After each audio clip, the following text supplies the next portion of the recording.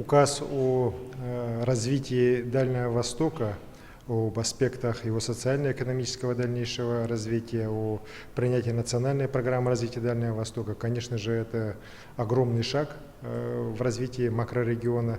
И мы, якутяне, должны благодарить президента нашей страны Владимира Владимировича Путина за постоянную поддержку, которую он оказывает Дальнему Востоку.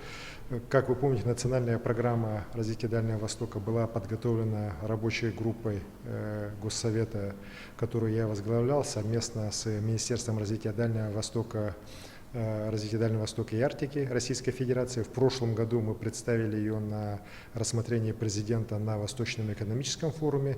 После этого был ряд поручений президента по итогам тогдашнего расширенного заседания Президиума Госсовета.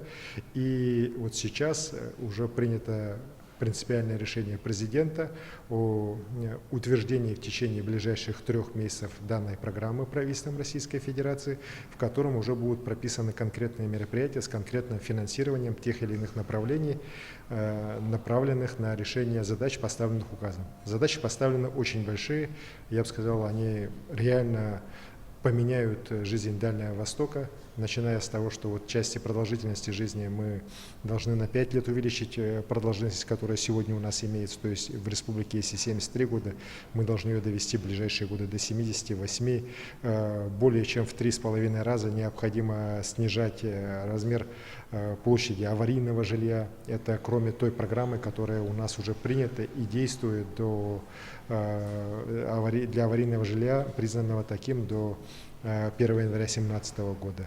Также появились пункты о том, что в населенных пунктах свыше 20 тысяч человек, у нас по республике, это кроме Якутска, вот Мирный, Нерюнгри, Алдан, у нас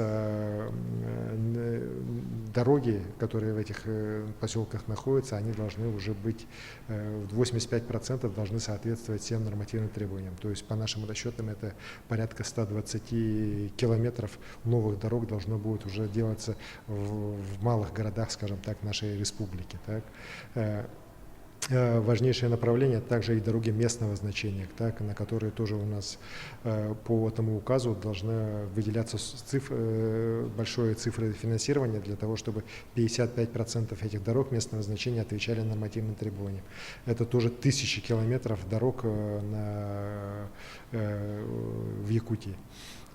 Очень важное значение имеет пункт по сокращению в 2 раза, не менее чем в 2 раза, количество объектов культуры, здравоохранения, образования, которые сегодня находятся в аварийном состоянии.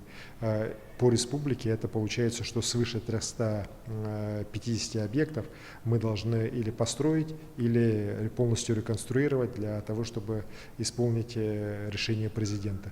Это огромные цифры, и мы, конечно же, понимаем, что благодаря этим решениям вот социальная сфера нашей республики сможет получить огромный импульс в своем развитии, и, конечно же, в конечном итоге это позволит повысить качество жизни якутян.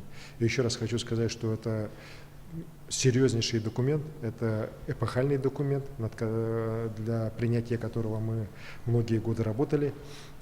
Понятно, что в случае его принятия важнейшие объекты республики, такие как тот же Ленский мост, они, конечно же, найдут обязательное отражение в национальном плане развития Дальнего Востока, так как все проекты, о которых сегодня обсуждаются правительством, во всех них, например, Ленский мост сейчас включен как основной проект развития магистральной инфраструктуры и Республики Саха-Якутия и всего Дальнего Востока.